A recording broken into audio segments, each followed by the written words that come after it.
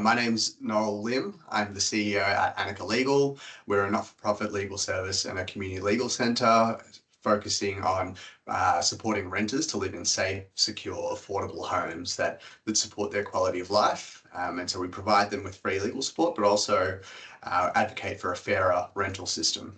And I want to start today by just acknowledging that we're joining from stolen land. I'm joining from the lands of the Wurundjeri Woi-wurrung people, and I pay respects to elders past and present and extend that respect to any First Nations people joining us today. For over 60,000 years, Aboriginal and Torres Strait Islander people have cared for this land, sustaining communities with deep knowledge of place and climate and home.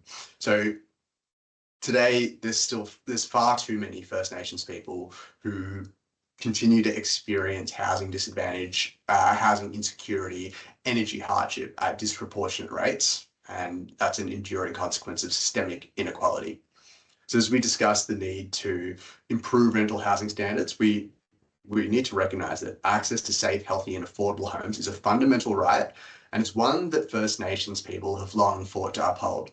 So we commit to learning from Indigenous perspectives on housing, on sustainability and justice. Thank you all so much for joining. I'm very excited about this. We've already got 53 people in the webinar, so I'm very thankful for such a turnout. Introducing my other panelists. So we've got Sarah Pankridge. She's a senior research and policy advisor at the Consumer Policy Research Centre, and she's focused on consumer protections in essential services, including housing and energy. Her work highlights the hidden cost of energy, inefficient rental housing, and its impact on renters' health and financial security. We've also got Shungu Patsika. He's a senior financial counsellor at Consumer Action Law Centre, supporting people experiencing any financial hardship. And there's many people who are struggling with rising energy bills caused by poor quality rental housing. So he brings first-hand insights into the financial toll of landlord inaction and what needs to change to better protect renters. Jackie is Anika Legal's head of ops, so she knows all about the systemic barriers preventing renters from securing healthy, affordable homes and why existing protections are not working. And we're going to get straight into it. The structure of this is the panel discussion, and then we'll have about 10 or 15 minutes for questions at the end. But I'm going to ask two favours from everyone here. We want to know how we did. And so we're going to have a Slido out there. You can see the link in the chat, and there might be a QR code as well. It takes less than 1 minute just to tell us where you're at in terms of your knowledge of renting, energy efficiency, these areas. And if you could just fill that out right now, I'll just wait for 1 minute, and that's all it takes. That will give us a really good idea of how we did, how helpful was this, and also give our funder a good idea of how impactful this was. So thanks everyone. Please fill that out, and really only takes a few seconds. And once everyone is, I'll give it 30 seconds, and then we'll get into it.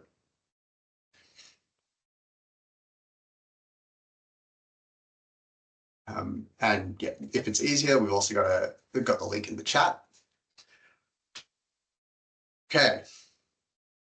Thank you for doing that, everyone. It's really, really important for Anika and the other project partners.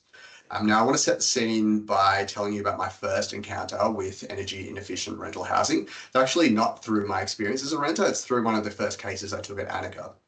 My client's name was Alina. She was a single mother living in a home falling down around her. There were gaps in the floorboards and holes in her walls, which meant that all winter round her place was freezing.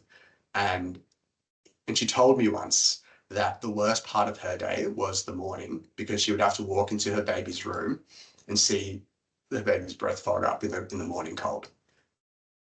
And she had repeatedly asked the landlord and agent to make the repairs. They were all ignored, and she was faced with a choice. She could run her heater all night, knowing that she could not afford the heating bills, or she could let her baby freeze. And that is not a choice that anyone should have to make, particularly when it's your right. to have an energy efficient home. So in today's context, you've got a real lack of affordable housing stock. You've got a rental crisis exacerbating the power imbalance. And then you've got a cost of living crisis. Things are really, really bad. And that's why this project is so important. Through this project, we supported 38 renters through their experience of upholding their right to an energy efficient property, which in these cases meant a safe, healthy, affordable home. And we wanted to learn what the problem looked like for them, why it was happening. And as we found out the impacts were terrible, we were also astounded to find that almost half of renters who had an energy inefficient property, they just chose to move rather than try to get it fixed. In fact, all of this was such a mess that it created a massive problem, not just for that renter, but also for the next renter, for the utility providers, and for taxpayers and government. We're going to get into all of that. If you have any questions, please pop them into the chat of the Q&A, and we'll visit them at the with about 15 minutes to go. But right now, I want to start with Sarah. So, Sarah, you spoke with renters firsthand through this project. What is the impact of energy inefficient homes on renters? What did it look like, and what was their experience like?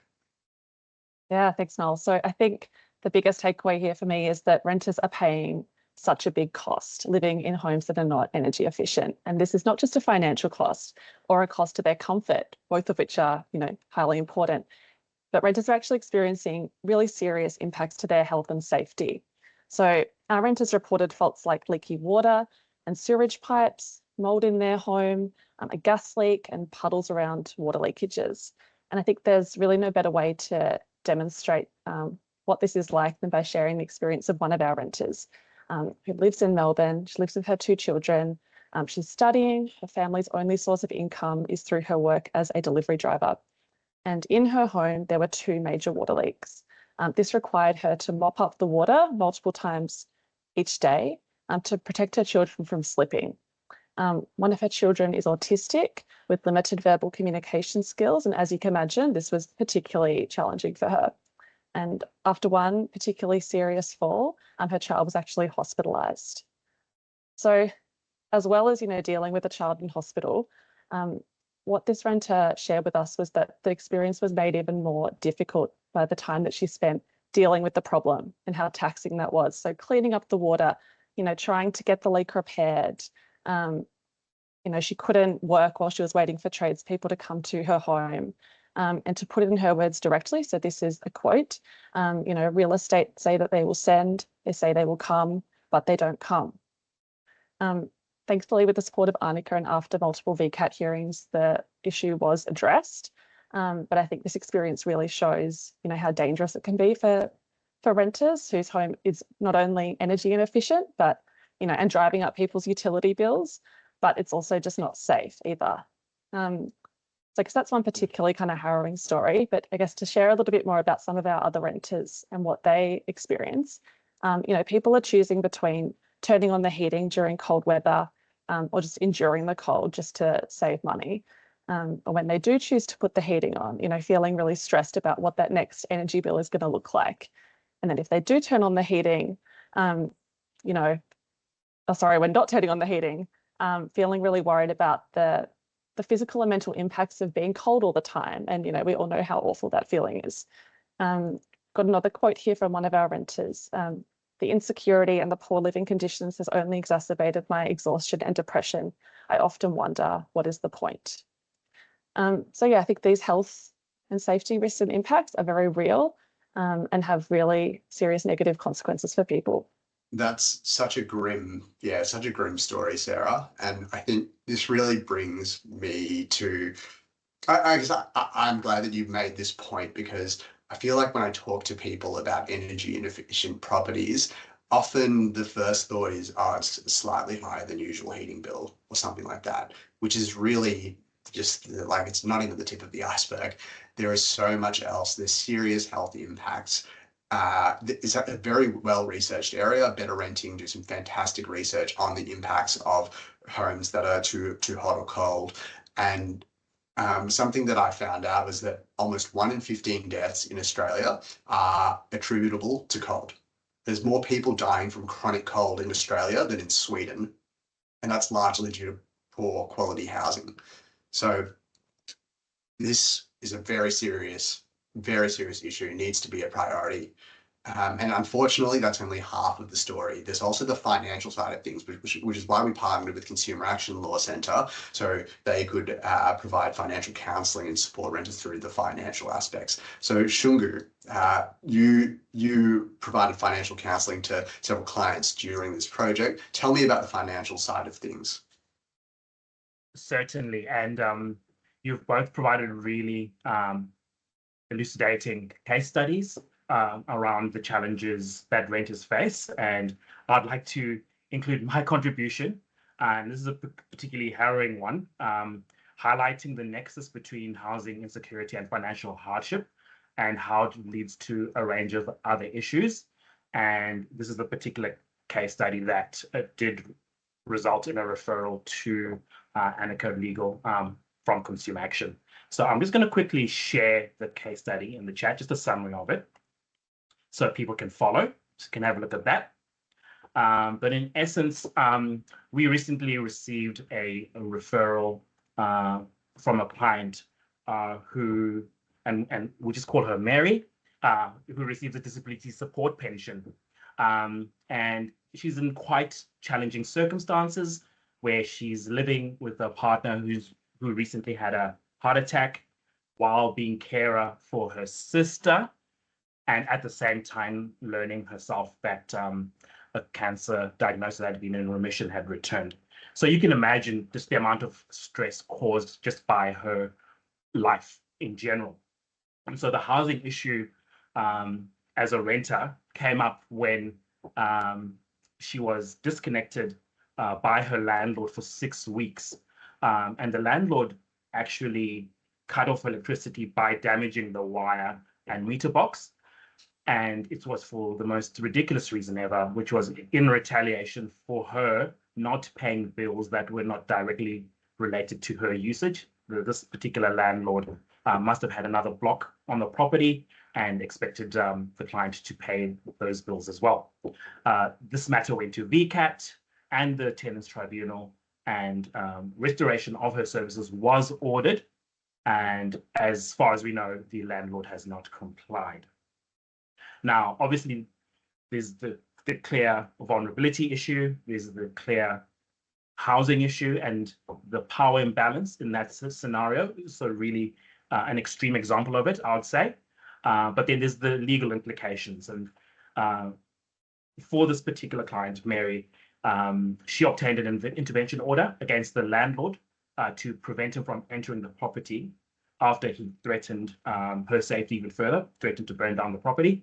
And so this was actually a referral that we made to Anika Legal just to address the property and landlord issues. Now, as financial counselors, we are aware that housing and financial well-being go hand in hand. And the insecurity and instability in her housing situation certainly added to her financial challenges and financial hardship, particularly when she already had significant bills from a previous rental property. And these are, again, extreme amounts, but they make the point that this does happen, where a person will have a $30,000 electricity bill. That's a final bill to Energy Australia, and then $10,000 owed to Southeast Water. And this is a person, like I said, on disability pension, on Centrelink, and is paying $50 per fortnight. Now, you can work out for yourself on such a payment plan how long it would take to pay those bills. Again, highlighting that it's usually the most vulnerable people who pay the higher cost. And I will touch on that a bit later. So in her contact with us at Consumer Action at the National Debt Helpline, we spoke with Mary. She was assisted by one of our senior financial counselors, which resulted in urgent referrals for reconnection of her power and advocacy from her local financial counseling service regarding those outstanding debts.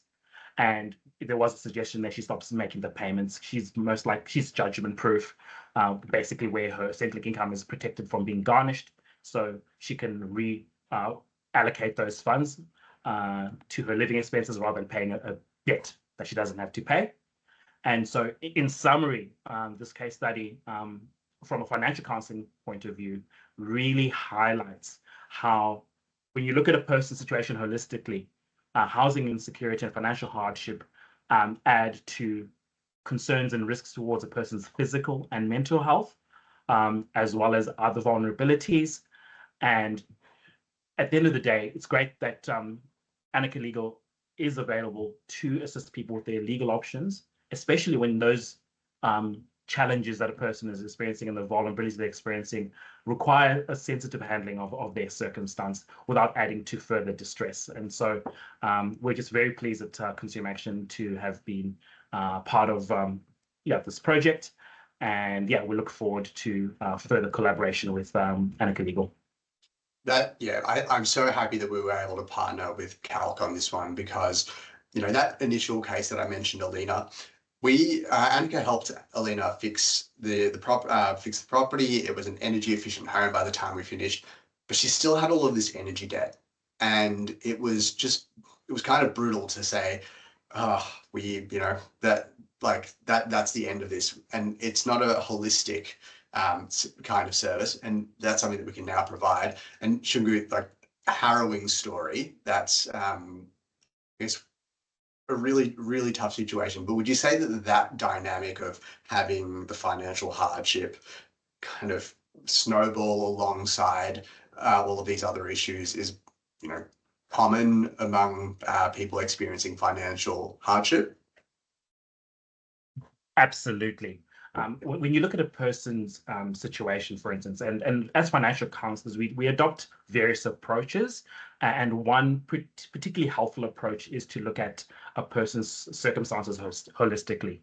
And there's no doubt that where there's financial hardship involved, and where that financial hardship is linked to housing, if one of the dominoes falls, whether it's inability to pay for utilities, okay, that becomes an issue that flows onto other aspects of a person's life, and it causes, as we're going to be discussing today, people questioning whether they should be actually living in that house, which then in the current environment leads to housing instability as well, because is there any particular chance that their situation will improve? It's hard to say.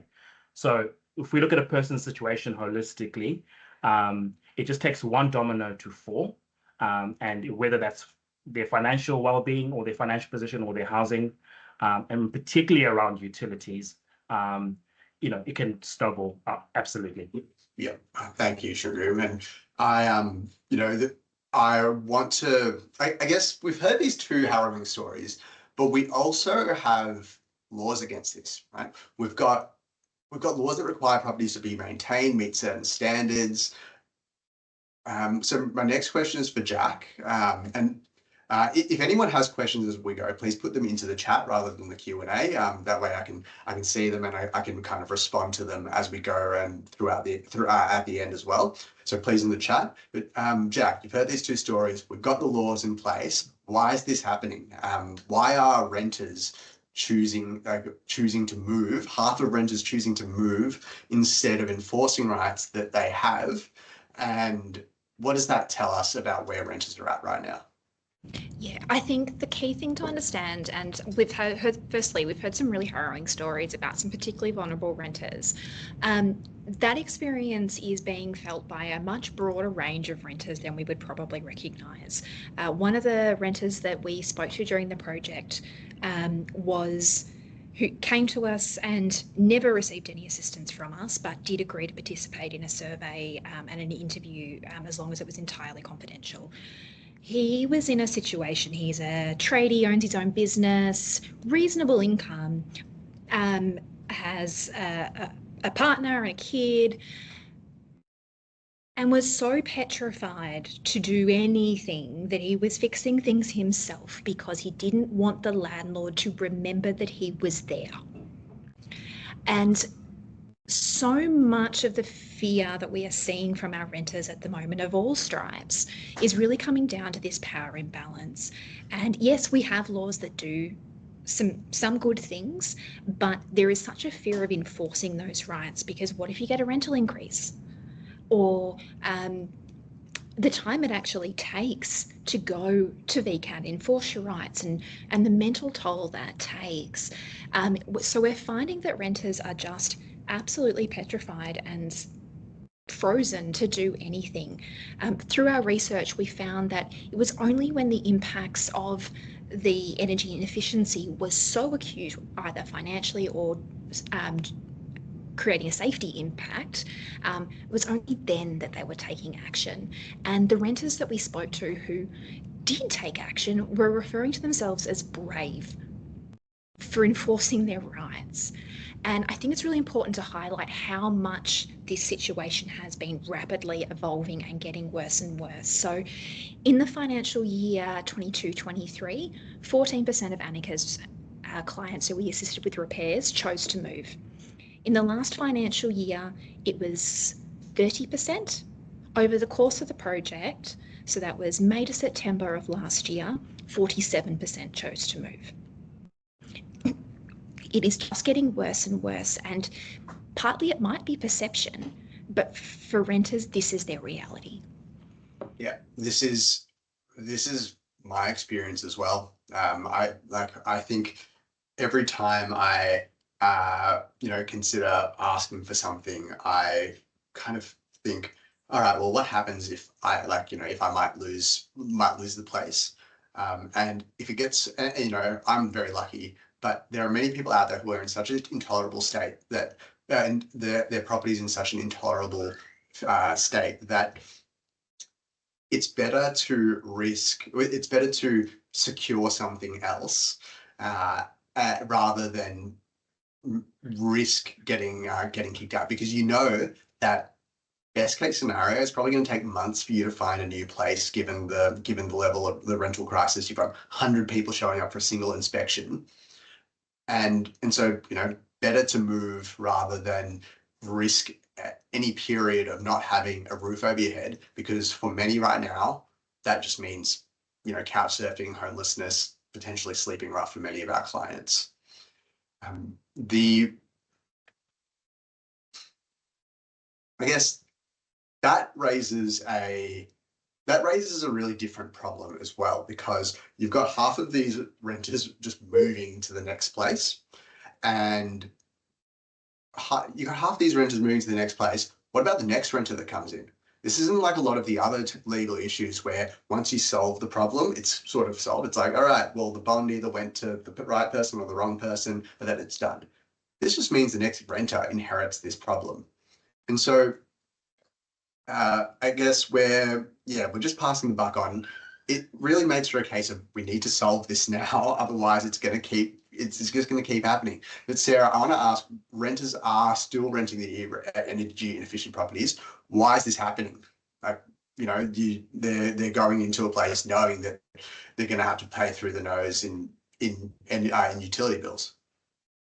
Yeah, I think it's such an interesting point as well, in that, half of renters are moving. So with so many people kind of moving on and moving through the rental market, what's the impact on that next renter that comes into that property that's just not up to standard?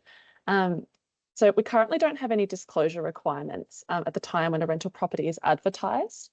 And so, as people are kind of moving on to the next property and they're moving through, they have no way to know whether or not a property is energy efficient, and whether that landlord or that rental provider is going to pay for repairs when they come up, or vice versa. Like, they just don't know who the landlord is or who the real estate agent is, and renters are kind of in the dark at this point. And as we've kind of touched on, the rental market is so tight. It's a lot of energy, a lot of effort, a lot of time to find a property, to do that process online, to go and inspect it. And so people just aren't informed. They don't have that information proactively provided to them. And this does, impact some of the most vulnerable people in the rental market. So, renters who are seeking low-cost housing end up with the highest utility bills. And And I feel like renters are kind of just expected to wear this. So I think that if there was some more kind of proactive information sharing, it could go some way to, as one part of many solutions required to address this. Yeah, and we've got some great policy recommendations in the report about this, which we will get to. But to sort of make it to give a sense of what this is really like as a renter going to a place where there's no information about the energy efficiency. Imagine trying to buy a car, but they won't tell you the fuel economy. Like you wouldn't buy a car without knowing how much it costs to run. But we are made to sign a lease agreement for a house that we don't know how much it costs to live in. So that's, we're passing the buck on in the moment because people are too fearful to actually enforce their rights in a system which is designed around self-enforcement. It's not just impacting renters. We found through this project that this goes much further. So utility providers, this is a question for Shungu, utility providers are also carrying this cost. Every year, Australia-wide, there's roughly $78 million of utility debt that is unrecoverable. They cannot get it back. That's just going, that's just a loss for them.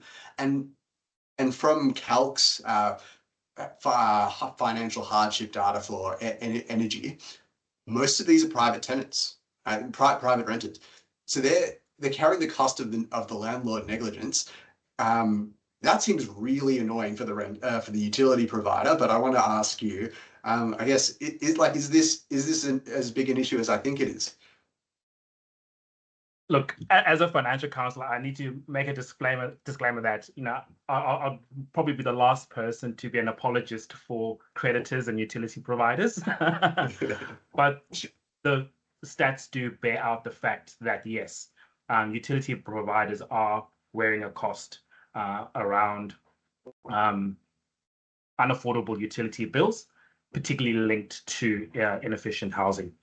And I would say that, look, the government has taken really concrete steps in developing what's called the Payment Difficulties Framework, which applies to all utility providers. And it is a framework that insists on disconnection being the absolute last resort when dealing with unpaid utility bills. Okay, so there's a framework there that utility providers must abide by, and that framework includes, for instance, proactively asking questions to customers who look like they're in financial hardship and getting to the bottom of why their utility bills are increasing. And this is done through their hardship departments. And then it's a springboard for a further conversation around what are options to assist that person. And so this is, again, utility providers fulfilling their obligation under the Payment Difficulties Framework. And so those options could include, for instance, assisting them with an energy audit, asking holistic questions about their overall financial position, and perhaps making a referral to a financial counselor. And we often get referrals at the National Debt Helpline from utility providers.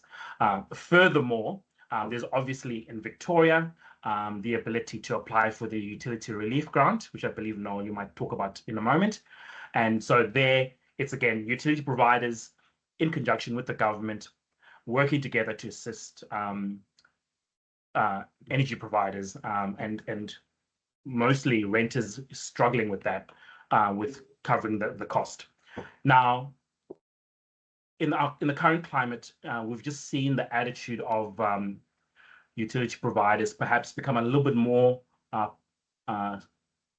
targeted towards covering their bottom line, because one particular option that was quite common several years ago was an incentivized payment plan or a matched payment plan, where a utility provider, in essence, would agree to waive a payment for a number of payments made by the customer, which in a way is sort of like encouraging someone to cover their usage while waiving the debt over time. And so these options have been around for a while now. And again, yes, they do highlight that not only does the renter bear the burden of inefficient housing, particularly for renters, not only does the next renter bear the cost, but even utility providers and the government.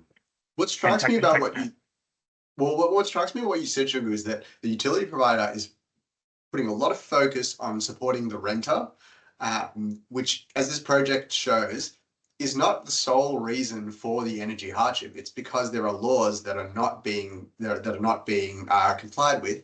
So it's the landlord negligence or recklessness in complying with their obligations.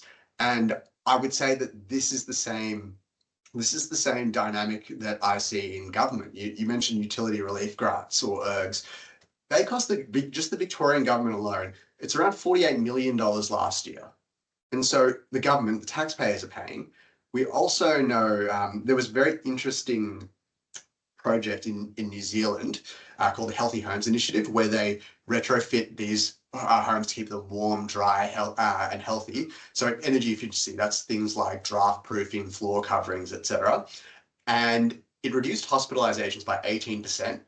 For every dollar they spent, there was $5 in healthcare savings.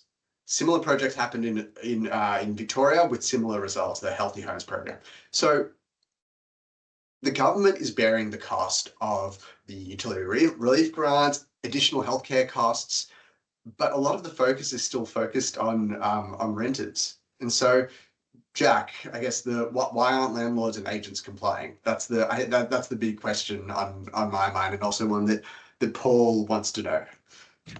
Yeah, totally fair. And I think what we've got at the moment is a whole bunch of different policy settings that disincentivize landlords from taking action to increase the energy efficiency of their home. So firstly, a lot of the protections that renters have within residential tenancy acts across the country rely on the renter enforcing their rights. Renters quite frequently do not have the time, the money, the expertise to do that.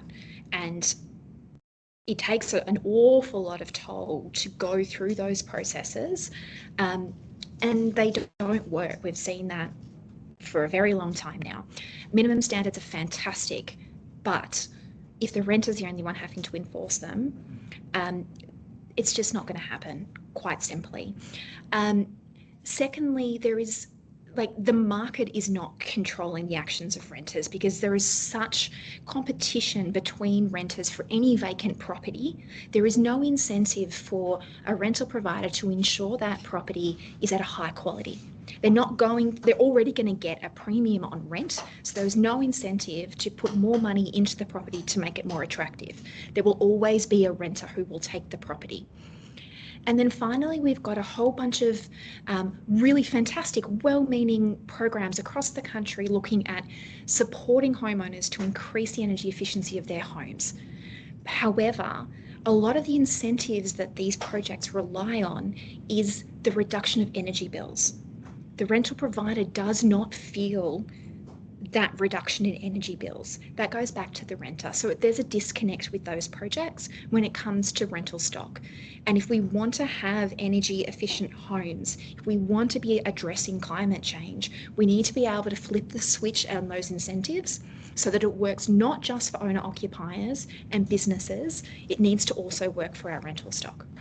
Yeah, that split incentive problem, Jackie, it just seems I guess a lot stronger than I would have instinctively thought. I came across the Better Homes and Carbon project, which is just a couple of years ago. They were offering landlords free energy upgrades. So they do the audit for free, and they would actually provide the energy upgrade for free, valued at 5 to 10K per home. And they had it seems like an unbeatable pitch. Like, we're going to just throw money at your home. You don't need to lift a finger. They were completely stonewalled by every real estate company and industry body they encountered. And it's just because there's no incentive. They don't really gain anything because of the reasons Jackie said. The renter is disincentivized from raising it and because they don't want higher rent. So unfortunately, even free money is not enough to overcome this problem. And that's a lot of talking about problems. I want to talk about some solutions. So how do we fix this? Jack, let's start with you. How do we make way towards healthy, affordable homes for everyone? Yeah, so I think one of the things, particularly looking at all the different names of folks in the room today, we all come from a variety of sectors, whether that is the wonderful people on the hardship lines at utility companies, whether it is financial counsellors, social workers, community legal folks.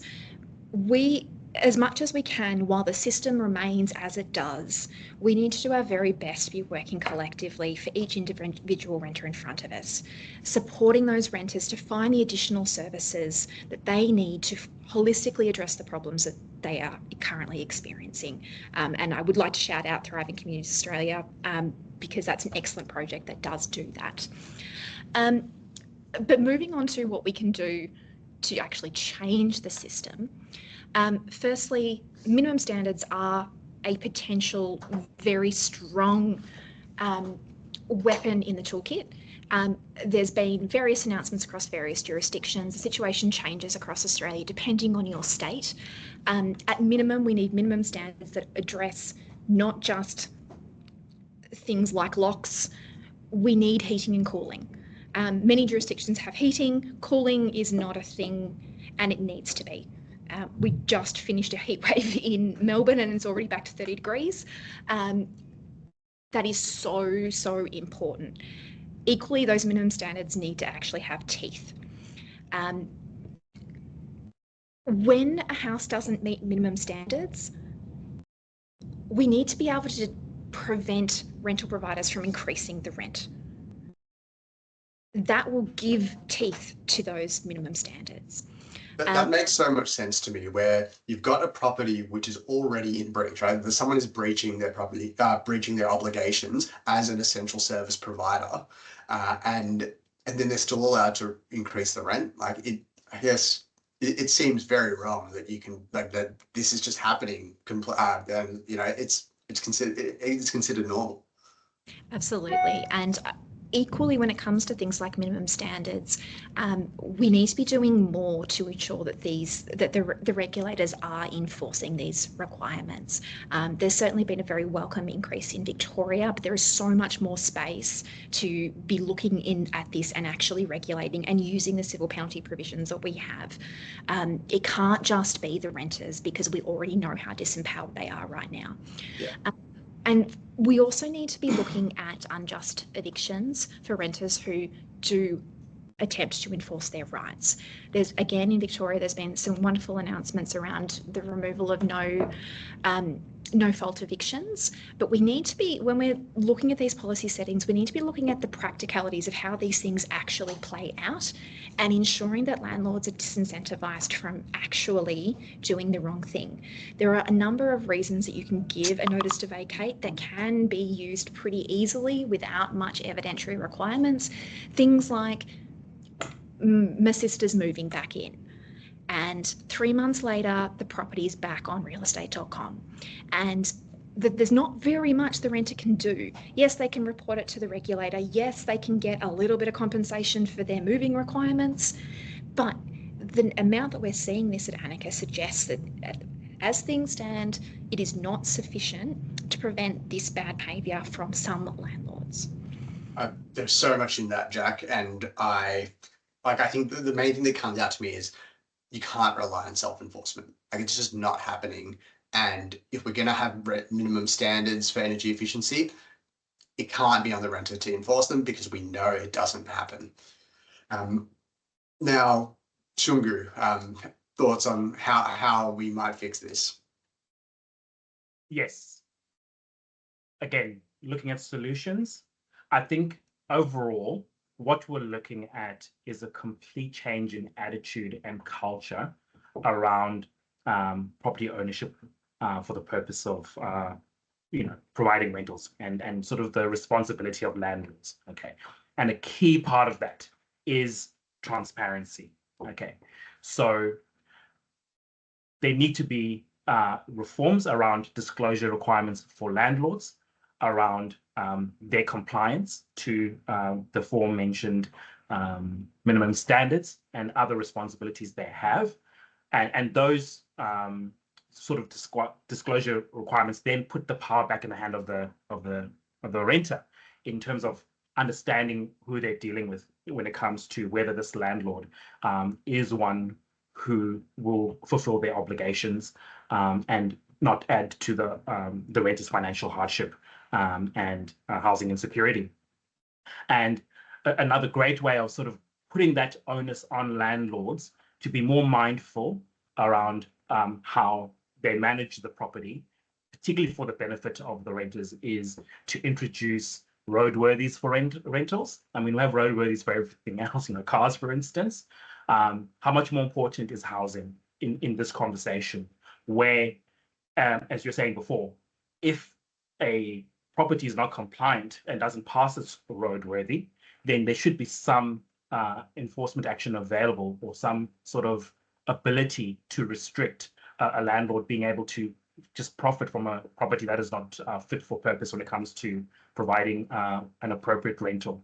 So I think change in culture, change in attitude is required, more transparency, and then more accountability for landlords around disclosure and roadworthies for those properties if they want to rent it out or want to increase their rent. Yeah, so great, because this gets around the problem of self-enforcement, right? It puts it on the landlord and the agent as well. And I guess some really good news is that the renting task force announced by the government last year within Consumer Affairs Victoria has identified are now using the fine issuing fines for a variety of things, including landlords and agents failing to meet minimum standards. And one of the great things about this is prospective renters inspections can make the complaints, and it gets around this giant problem of the renter being the person in the vulnerable position with something to lose, and then it being on them to actually enforce it and risk everything when the other people implicated, the next renter, the utility provider, the government, aren't really bearing any of that cost. So I guess Sarah, is there anything on the government side of things, or the utility provider side of things that we could do, recommendations that would get them carrying a bit more of the cost that they're also bearing? I totally agree with fellow panelists' suggestions there and recommendations. To add to that, another recommendation that we kind of make in our report is about introducing some new accountability frameworks for landlords or rental providers. So requiring the registration of landlords, and then requiring compliance with the mandatory code in order to stay registered. So, I think this is something that the government could do as an initiative. And I just think that this would give consumers confidence. I mean, I spoke a little bit before about renters kind of being in the dark and a bit of a lack of information. And while there are things out there like minimum standards, which are great, and, strengthening those would be amazing, and other kind of protections, I think it's just an added layer that would give more information and much more assurance. There are voluntary codes of conduct in Australia for landlords, but I think it would be just incredible for the Victorian government to introduce a mandatory code. And I guess any policy that kind of promotes like rental provider compliance, it's going to have that flow-on effect. It's going to save money for the government, for utilities, and for renters. So it's just kind of a triple win, I guess. The other thing I guess I would touch on is I'd just love to see some more transparency and public reporting on, how we're achieving compliance and outcomes. And, the establishment of Rental Dispute Resolution Victoria is fantastic. I'd love to see some public reporting of, the issues that are coming in and the outcomes. It's so helpful for researchers like myself, and for all of us, I think, to be able to kind of know what's going on. I think that's really important too. Yeah. What strikes me about that is you've got all of these huge opportunities, right? Registration for landlords, for more accountability. You've got transparent reporting so that we can identify the systemic root causes of things. And I guess what comes to me is that it feels like this is done in the other essential services. Like all of this is already kind of sorted Maybe not every single thing, but it feels much further ahead than housing as an essential service. Does that feel right to you, Sarah? Yeah, most definitely. And I guess that's exactly the point, isn't it? Sort of how do we see housing? It's not a house, it's a home. It's an essential part of living for people. Yeah. And I think these are all really important things to build a fair housing and renting system in the long term. But also want to commend the Renting Task Force initiative, because that's something that we can do right now. People are breaching their obligations. There exist fines that have been there for a long time and just haven't been used. Let's start using them. Let's take the burden off the renter, and let's get the landlords and agents complying in the first place, because that is their duty as an essential service provider. Now I'm going to well, let's go to questions. I think that was a lot of solutions, which are really exciting. We've got a few comments, so please put more questions in the chat if you have them. Some that I'm seeing: Troy West, thank you for your contributions about utility providers not paying tax. Something that everyone would have seen recently is that landlords are also not paying enough tax. I think the figure was 1.1 billion or so in using negative gearing and capital, and some of the other tax concessions incorrectly. So yes, there is a extra burden that is placed on the taxpayer because of a lack of compliance in this area. Once again, in the landlord negligence arena. Now we have a Paul. We got to your question. Yes, Julie. Someone said I said that 115 deaths are due to the cold. I think someone provided some research in the links. So I don't know where Australia rank internationally in this one, so I can't help you out with that. Now, do we have any additional questions?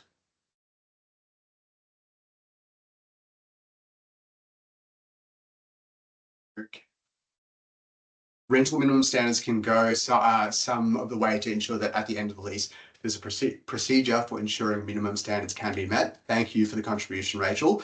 I think the key thing that's come out of this conversation is that they can, but the enforcement mechanism needs to be proactive.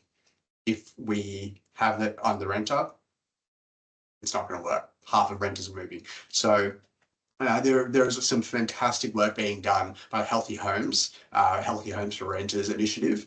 They've got a very comprehensive minimum standards energy efficiency document, which is out there. Really encourage people to look at that. So there are solutions. Okay, and I think Jacinta Morris, thank you for your contribution, suggesting link the registration requirement to the ability to claim expenses against rental income. Such a great idea, right? This is why there's, I don't know how many billions of dollars going towards tax concessions for landlords for the purpose of promoting a fair housing system which provides safe, secure, affordable homes. That's obviously not happening. We're in a rental crisis. We're dealing with these sorts of cases, but we're still giving tax concessions to people. And I think this is it feels like where we're at now is these tax concessions are to ensure a housing system which provides a roof over your head, and that's it. Doesn't matter if everything in that house is making you sick. Doesn't matter if, like, as long as someone's in there and they're paying the rent, great, you get your subsidy. I don't think that was the intention of some of these some of these decisions. All right, so as financial counsellors, we see, this is from Mona, as financial counsellors, we also see the other side where the landlord can no longer afford their mortgage payment on their investment property with the increase in interest and ongoing costs of trying to sell. They'll be out of pocket as they are not getting back what they put in. Yeah, I think housing stress is at an all-time high, Mona, and there are so many people, including homeowners and landlords, in these positions. I think when it comes down to it, a home is it can be a fantastic investment. You like historically fantastic returns on this kind of investment because it's an essential service. It's something that people will always need. And at the end of the day, I think that if you have to choose between a home as an investment and something which is a human right, something that is an essential service, yeah, I think you have to make financial decisions that allow you to provide that to the legal standard that you're required. So I think it's very difficult, but perhaps some of what needs to happen is that landlords who are they're not corporate landlords, they're hobby landlords.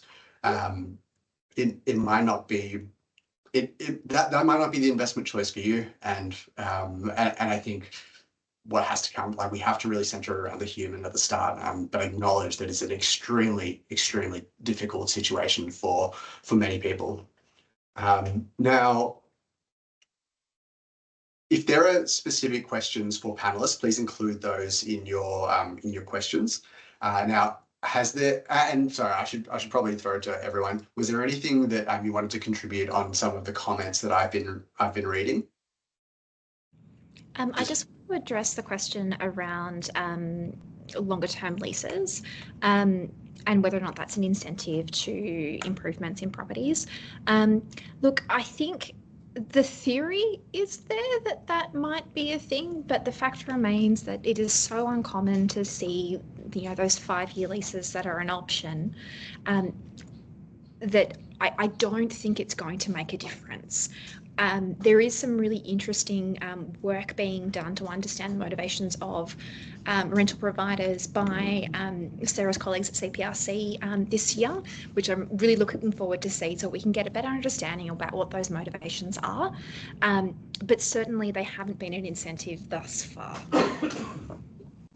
And we've got some fantastic questions coming through. So Jackie asks, there are some good, fair, responsible landlords. Could they be ranked by a star system for renters? There are some fantastic landlords out there, mine included. And I think the problem here is that when you're an essential service provider and there is a scarcity of that thing, it doesn't matter about being good. As long as you as long as you're better than the next person, it probably means someone's going to rent your place out. And that was a point that Jackie raised earlier about you can just always charge a premium no matter what the state of the home is.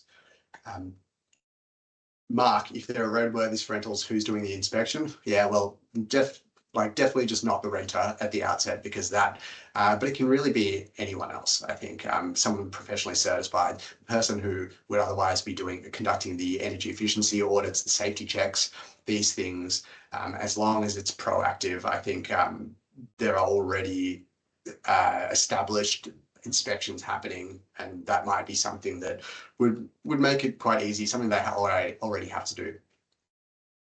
So Sayak says, occupy the rental market in Australia these days, suffering terribly from housing stress and suffering in silence because they don't have a lot of options to move houses. Does Calc and Anika have some policies in place that can protect this vulnerable cohort? Right, yeah, I think this is Jackie, did you want to respond to that? Yeah, I think it's worth mentioning, because we do see an awful lot of international students, and I'm sure that Shungu would suggest that the financial counsellors are seeing similarly a lot from this cohort. Certainly at Anika, we see a lot of it, and we also have done some research around particular cohorts in the past, and we've actually published some legal information, particularly focusing on Chinese speaking international students.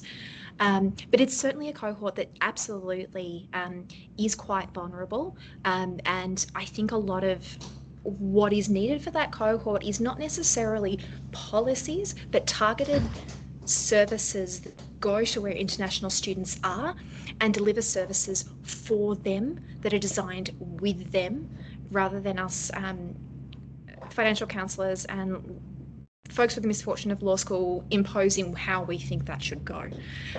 It's really important that we are actually working with those communities so that we can deliver the services they need based on what their needs are. Maybe the final. Oh, Go on, Sean. Yes, I'll just make a comment on international students very quickly around what the options are. Look, this has been a problem throughout my time as a financial counselor, which is the last decade and a half. And I wouldn't be able to go through the mechanics of how this could operate, but I do think there needs to be some sort of partnership between our government and the governments of students who come to the country, whereby some sort of fund is pulled to assist those students when they come into difficulty, mainly because students coming to Australia are a benefit to Australia because obviously contribute to the economy, and it's not something we want to sort of be known for, where you come to Australia and you can't live somewhere while you're studying. But at the same time, there's also like a responsibility for their countries of origin. And so perhaps some sort of partnership, some sort of putting together of funds to, initiate or start the sort of services that Jackie's talking about, maybe a conversation that needs to occur. One more, Mark says nothing prevents landlords and estate agents from offering longer term leases now. This could be a fantastic solution. Unfortunately, nothing preventing them doesn't cut it. In fact, what we've seen, a great big carrot doesn't cut it either. It has to be a stick. And I think that's what this project and really just this giant experience of the community sector has seen. Now, with long-term leases, I think it's also a very fraught area because it potentially skews the power imbalance even more. So if there were some additional policies around longer-term leases, it would have to be very carefully constructed so that it wasn't something that landlords could use to exert further power over a renter. Now, that brings us almost to the end of time. I'll give my final remarks in a second. I first want to just thank all the panelists and the partner organizations. So Calc, CBRC, incredible working with you, and such an exciting project that has really shown us what's happening and also what needs to change. Also very appreciative of Thriving Communities Australia and the Energy and Water Ombudsman of Victoria for providing the referrals as part of this. And before the final remark, everyone, could you please fill out the form one more time? It'll take less than a minute, and it will make sure that we can communicate to people what the value of this is. And the same questions, it'll take you a few seconds. So please fill that out. And while people do that, Noel, I just wanted to make a shameless plug for the Financial Counselling Victoria Housing Summit that's coming up at the end of March. And we will be unpacking these issues furthermore, and I believe you're on other panels, Noel, as well. So yeah. Yes, I'll be the very first. If you're on this webinar and would like to be part of the financial counselling response to the housing concerns we're seeing, please join us at the Financial Counselling Victoria's Housing Summit towards the end of March. All right, and thanks for everyone for filling out this form.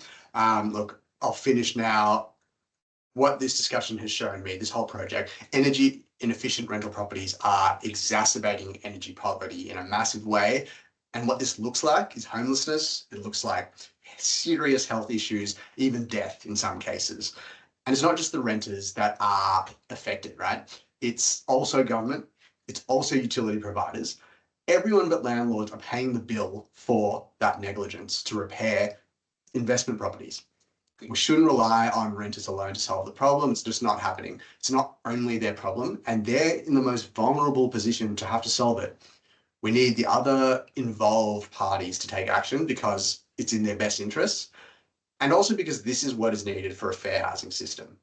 So thank you to everyone for being part of this discussion and part of the solution, making our way to a fairer housing system for everyone. This recording will be made available, and if you have any questions, probably best to find me on LinkedIn and feel free to ask the questions. Anika Legal, all that other stuff, CPRC and Calc, you've got the details. Thanks everyone so much. Hope you have a lovely day.